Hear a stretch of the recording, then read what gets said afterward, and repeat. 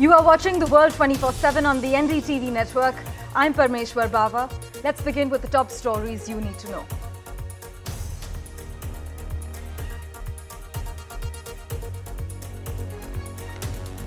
Prime Minister Narendra Modi will be in Poland and Ukraine between the 21st and 23rd of August. The focus of Mr. Modi's visit to Poland is centered around defense and strategic alignment. The Prime Minister is expected to go to the Ukrainian capital, Kyiv, from Warsaw for half a day.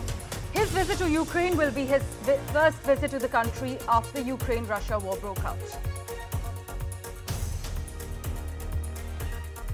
US Secretary of State Antony Blinken arrived in Tel Aviv on another Middle East tour to push for a ceasefire in Gaza, but Hamas raised doubts about the mission just hours after he landed by accusing Israel of undermining his efforts. The US Secretary of State will meet with Mr. Netanyahu in his 10th trip to the region since the war began.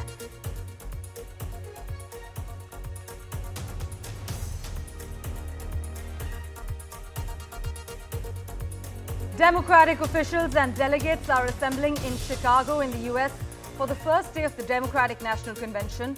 The convention's first day will include a speech by the US President Joe Biden, and the second day will focus on Democrats' message of optimism to contrast with that of the Republicans.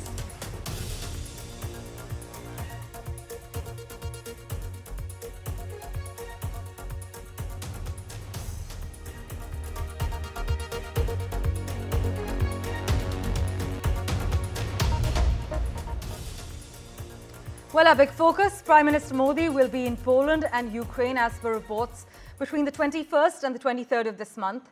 And Prime Minister Modi is said to land in Warsaw, where he's expected to actually hold talks with the Polish President as well as the Polish Prime Minister Donald Tusk. The focus of our Prime Minister's visit to Poland is centered around defense and strategic alignment, we're told. The Polish Foreign Ministry says that this visit will focus on enhancing political and economic cooperation between our two nations. Now, Prime Minister Modi's one-day visit to Poland would actually mark the first visit by an Indian Prime Minister to that country in about 4 decades, in 40 years, after Morarji Desai visited back in 1979. Now, a little bit of history for you. Former Prime Minister Jawaharlal Nehru and Indira Gandhi had visited the country before Mr. Desai. But this visit of Prime Minister Modi also coincides with the 70th anniversary of diplomatic relations between India and Poland. The other big touchdown, though, our Prime Minister's proposed visit to Kyiv thereafter, which comes nearly a month after he visited Russia and his friend Putin, which actually drew critical comments from Western capitals. Interestingly, Ukraine claims it's fully captured a strategic Russian town in the Kursk region, among its first ever serious successes, as Moscow evacuates more residents. But India's stance on Russia's war in Ukraine has drawn international attention. In fact, my colleague Uma Shankar breaks down the details for you.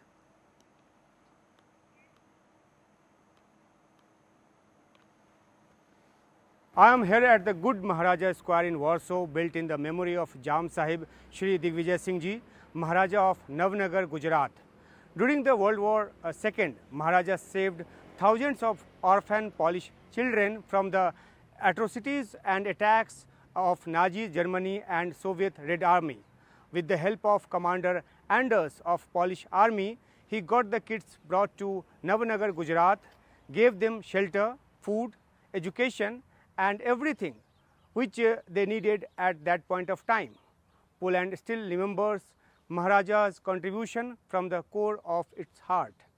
Jam Sahib never took any financial help for his contribution, but he wanted to have a street named on him, but it was never fulfilled in his lifetime. When in 1989, Poland got the full independence from Soviet and a government influenced by it, decision was taken and this memorial was built in 2014. PM Modi is the first Indian Prime Minister visiting Poland after 45 years. He will be here too to pay the homage on Maharaja's memorial. This shows the significance of this place. Actually, India-Poland relation has many historical background and Maharaja's humanitarian contribution is one of the most memorable thing. It connects India and Poland on a very emotional ground. After paying the homage here, PM Modi will be meeting the students of the Jam Sahib school, again built in the memory of Maharaja. Apart from the political engagements, this is going to be one of the key part of people-to-people engagement during the Warsaw visit of Prime Minister Narendra Modi. This is the memorial of Poland's unknown soldiers who sacrificed their lives for Poland in different wars.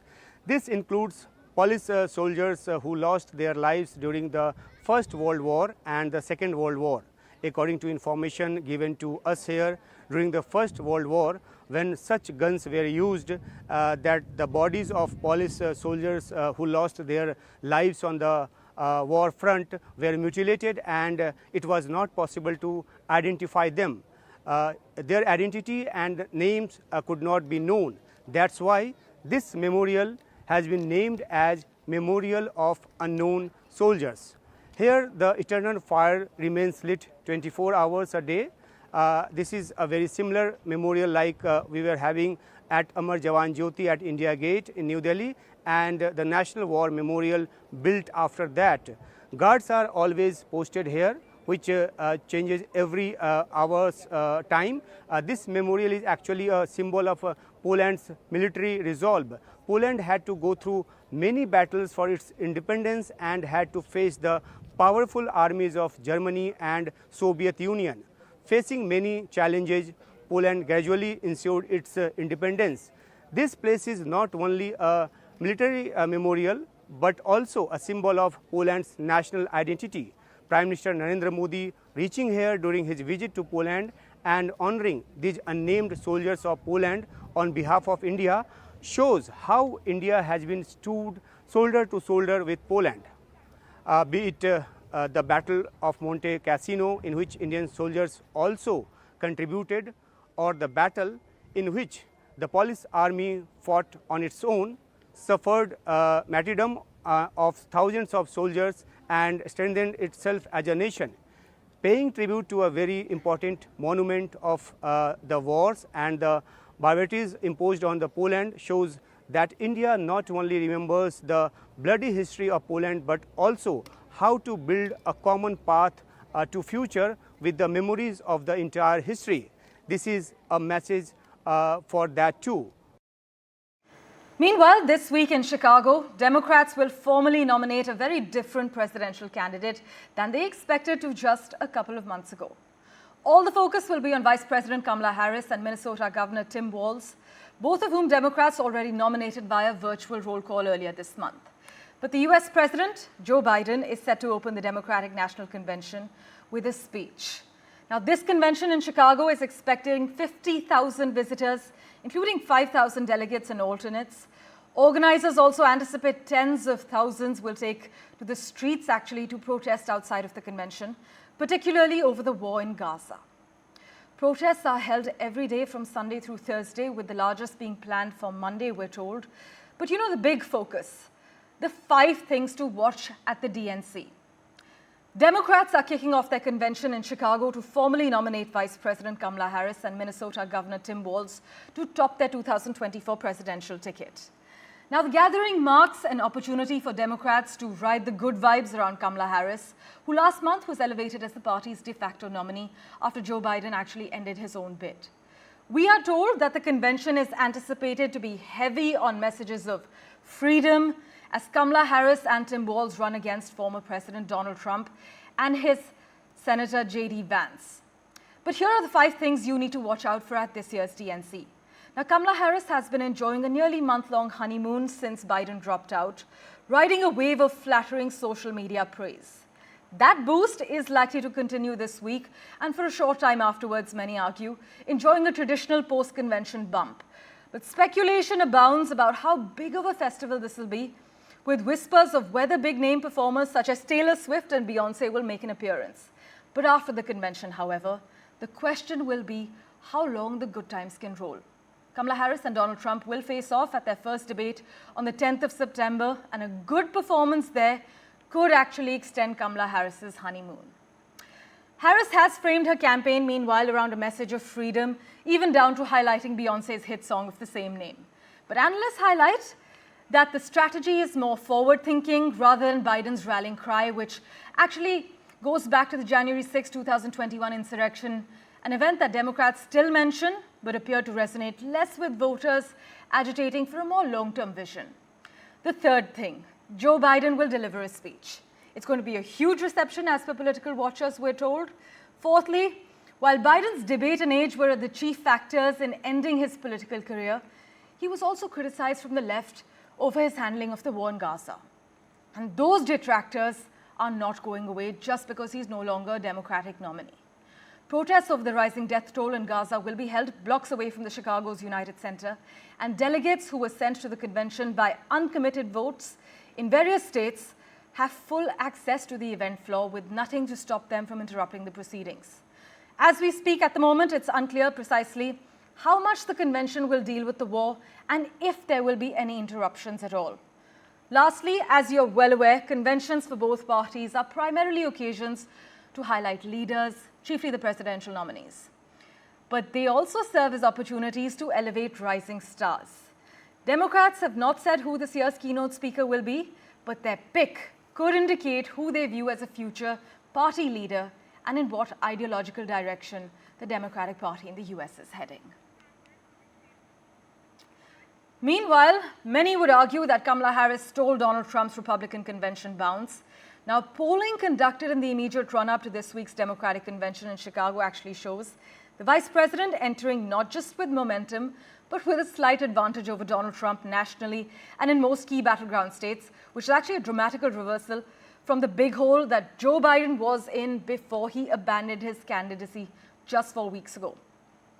Now, as per the latest poll, Kamala Harris leads Donald Trump 49% to 45%. This poll was released just days before the Democratic National Convention began. The Washington Post ABC News Ipsos poll shows how the party's fortunes have actually changed since Joe Biden suspended his re-election campaign and Harris took over. She and her running mate, Tim Walz, could now use this DNC to both define themselves and also boost their party's prospects as well as their own momentum.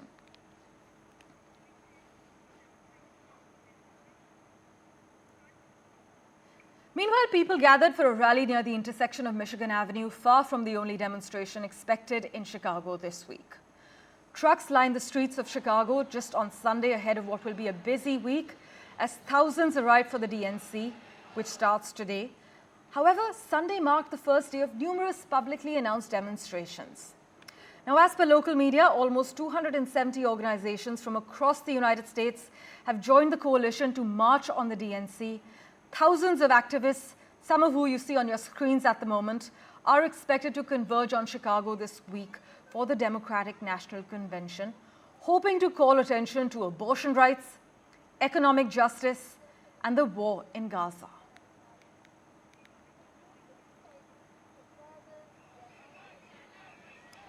Well, with that, let's turn our attention now to the Middle East. US Secretary of State Antony Blinken arrived in Tel Aviv on another Middle East tour to push for a ceasefire in Gaza. But Hamas raised doubts about the mission just hours after he landed by actually accusing Israel of undermining his efforts.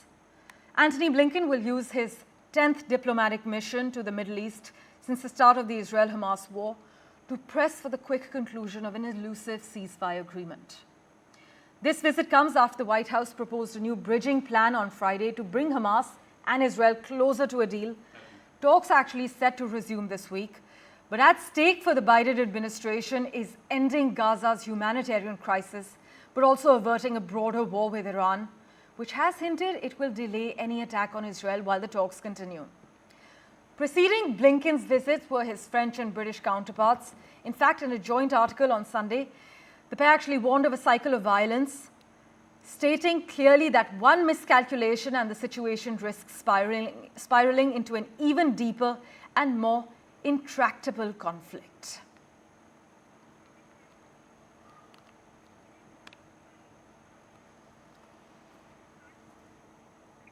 Mohammad Ghazali has been tracking the finer details for us. He joins us live at the moment.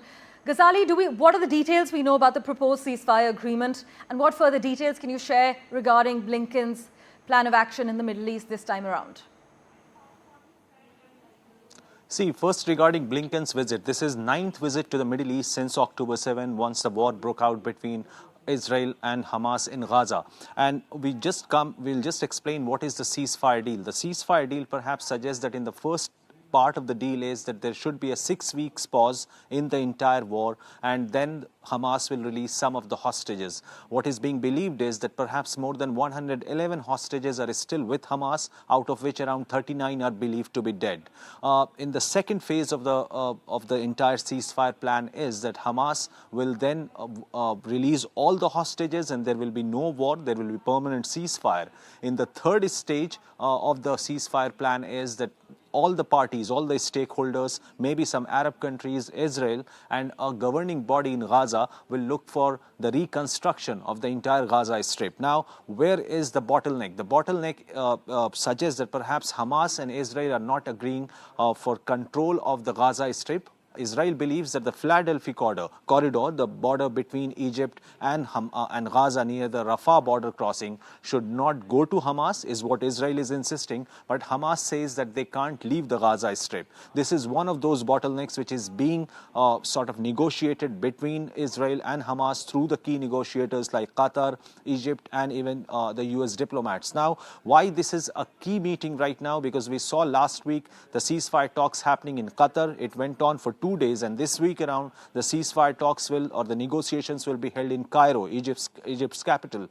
And that is exactly why Antony Blinken is in Israel. He wants to convince both the parties, but first in Israel he will be talking to Mr. Netanyahu, then Israeli President, and also Israel's Defense Minister Yoav Gallant.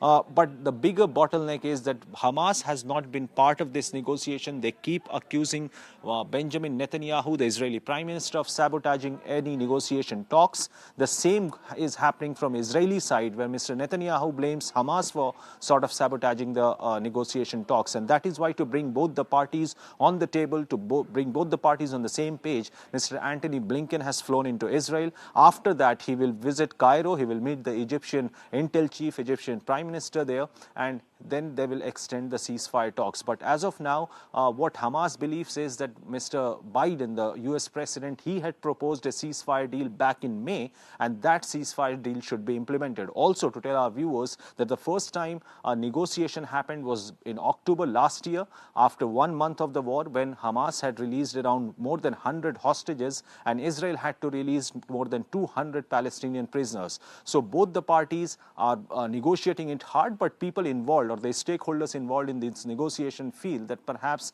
it will take much more time to finalize the deal and get both the parties on the same page. As always, Ghazali, thank you so much for taking us through the detailed plan of action. Well, news and updates continue in a moment, right after this very short break.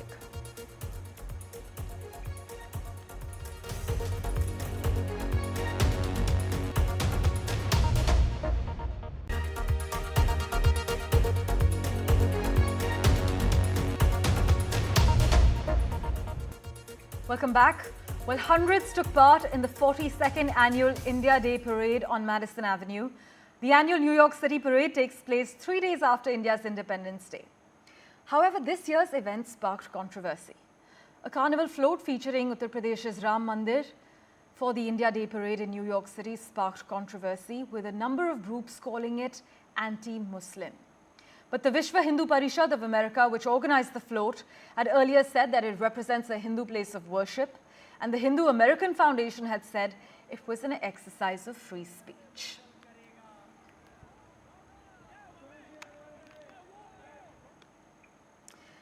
Meanwhile, with the world's largest population growing, India and China have often been pitted at loggerheads.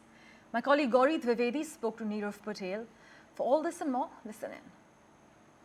Mr. Patel, thanks so much for taking out the time and speaking to me, speaking to NDTV. My first question to you, sir, we speak at a time when India is celebrating its 78th Independence Day. I want to ask you this, that as we crystal ball gaze and look towards the future, how do you view India's journey to 2030 from here on? Look, I think it's a pleasure to have this chance to be able to speak during a very important period in India's both history as a way to reflect on significant achievements, but most importantly, as you note, to really think about what the moment in time means for India. And from an economic perspective, I think India is sitting at the beginning phases of a very significant economic supercycle that not only is about inward investments that are flowing into India at a much higher basis, but also as it relates to hitting critical economic development objectives that are front and center of course, not only the political leadership, but the day-to-day lives of the Indian people. What do you think will be the next phase of India's growth? Do you think it will be driven more by manufacturing, or do you think it will be more driven by AI and tech? How do you see that? Well, look, I think candidly, the manufacturing story is something that is in the beginning phases of being seen in terms of how quickly can India attract the type of global manufacturing capability that it aspires to attract. And the reality is there's a number of economies, whether in Vietnam or in Thailand or Mexico, that are all gunning for those same type of manufacturing investments. And you're right to point out that Indian policies that are meant to attract that are making India a competitive destination for manufacturing. But if I were to make a bigger bet on the drivers of India's economic future, I think the high technology sector will continue to be an area where there is definitional as well as defining characteristics that separate India from the global pathway of who ends up becoming kind of the victor of the 21st century technology competition arena. And if I look at AI and you look at the depth of programming capability, new set of businesses that are emerging on a daily basis based on the entrepreneurial culture that exists in many pockets of India, I think that's a bet that, in my view, would drive the type of economic acceleration that India aspires. All right, Mr. Patel, thanks so much for speaking to me and speaking to NDTV. This has been a very enriching conversation as far as India's role and its future going forward. Well, thank you for investing your time in watching this edition of The World 24/7. We'll keep tracking the latest updates for you. Do stay tuned.